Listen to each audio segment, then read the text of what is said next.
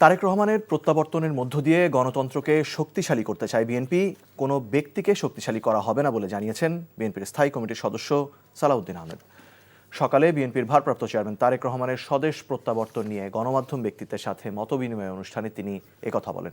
তিনি বলেন, সাংবিধানিক প্রতিষ্ঠানকে গণতন্ত্রের রক্ষা কবচ হিসেবে গড়ে তুলতে হবে, আর সাংবাদিকরা যেন দেশের পক্ষে থাকে।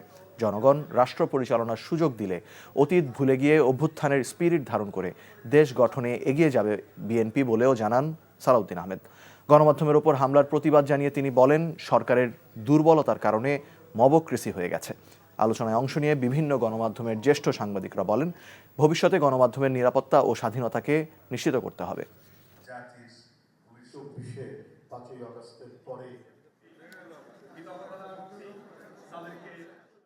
তিনি আসবেন, সারা জাতি অপেক্ষমান। তার এই প্রত্যাবর্তনকে আমরা গণতন্ত্রকে শক্তিশালী করার জন্য কাজে লাগাতে চাই। ব্যক্তিকে শক্তিশালী করার কোনো উদ্দেশ্য আমাদের এখানে নেই। নেতৃত্ব অবশ্যই থাকবে, কিন্তু ব্যক্তিতান্ত্রিক স্বৈরতান্ত্রিক করার কথার কোনো প্রচলন আমরা করব না, এটা আমাদের অঙ্গীকার।